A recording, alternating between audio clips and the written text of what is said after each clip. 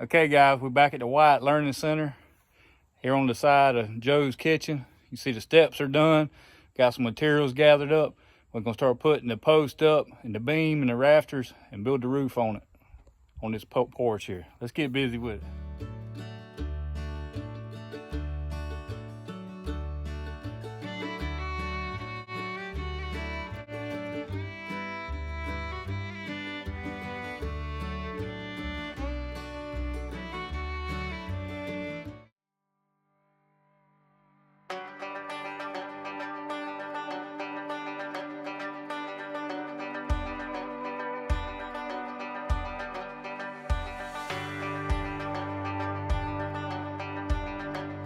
Okay guys, let me show you what I'm doing here. First of all, let me take you down here, show you what I've done. See this 2x4 rafter up here, right here? I used some structural 1/4-20 self-drilling wood to metal screws. I cut 6 foot because I got 12-foot boards, got plenty of them, so I cut a 6-foot rafter right there. And I screwed it there. And since they're so short, it can just kind of fly out there and hold itself right now.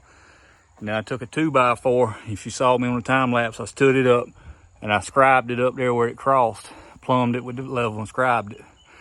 And the lowest point on that would be the top of my beam. So then I come over here and that was like 89 1/8 or something like that.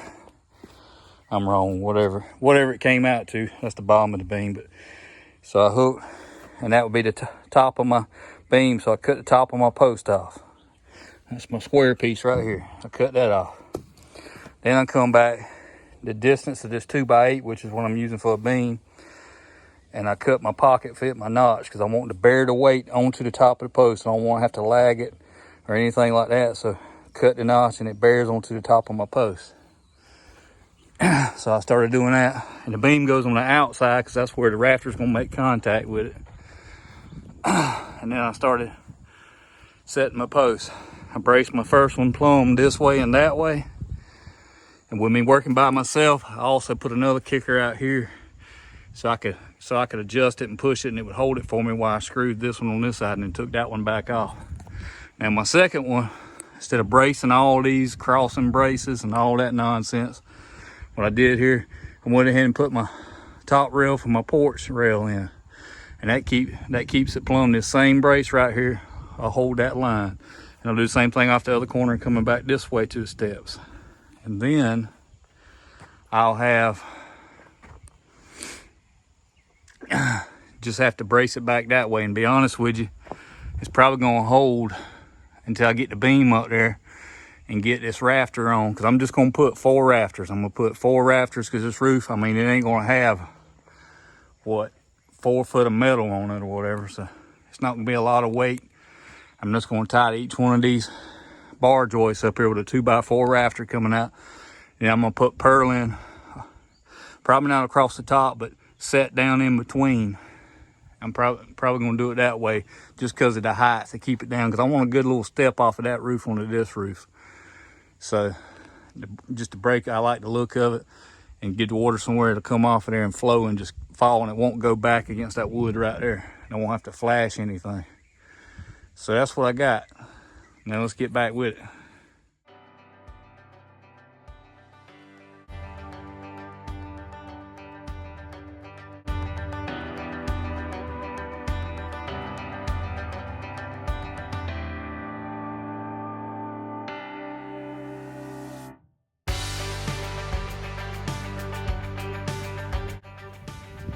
Okay guys, you can see we got the beam up there. Now I just need to get up there and trim each end off, start cutting and placing the rafters. Let's get back with it.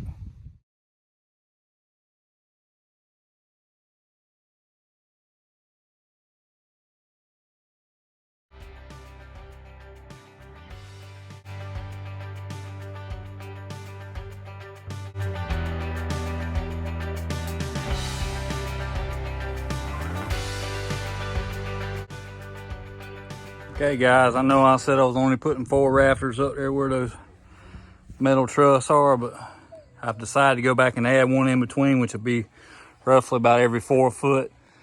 just because I like it better, and I know y'all probably will too, but 4 foot's plenty, close enough for what I'm gonna do there for sure.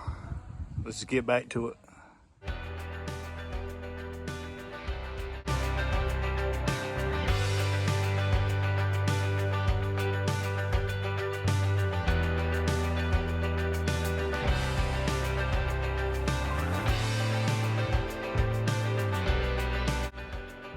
All right, guys, I actually backed back up, and I didn't put them every 4 foot to rafters.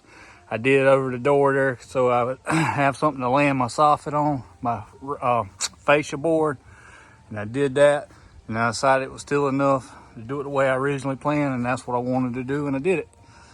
So I got me some purlins in there in between this time, so I don't have that 1.5 inches of extra height, because we got a low clearance here to deal with. So I have something to screw the tin to, the metal to. Got the fascia board on. Usually I have more sticking over, the tails stick over further on off my beam, but since we're working with 12 foot boards that we had in stock, we went with 6 foot, and that's what we got. We'll put about 6 inches of overhang on the metal, and it'll be good enough.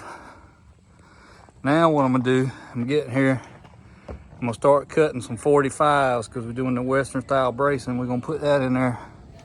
But first, before I do that, I gotta take some of this braces out of the way. I'm gonna go ahead and cut my handrail top board and put right here to help hold that post up straight. The rafters got it, but that'd just be a little added in there. Let's get back with it.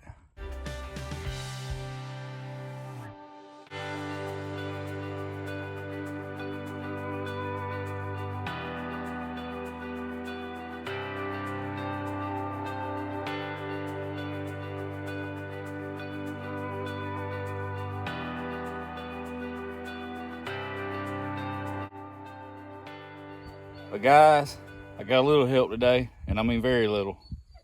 See how short they are?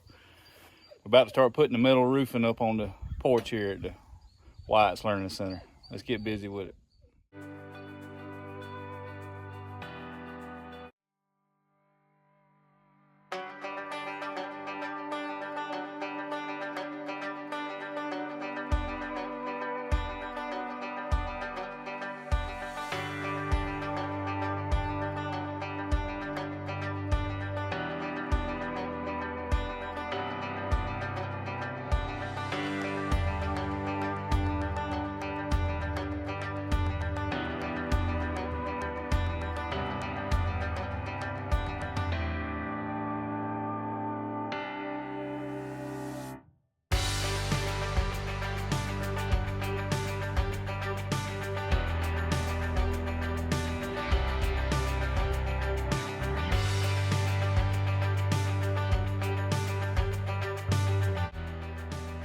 So now we got the roof on.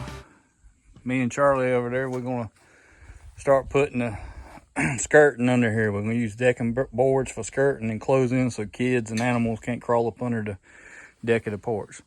Let's get back busy with it.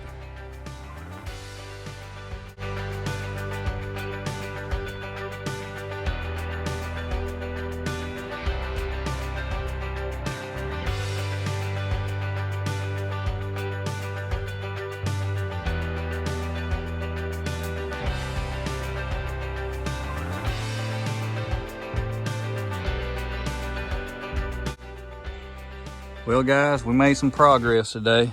Me and Charlie got out here and we got the underskirting on.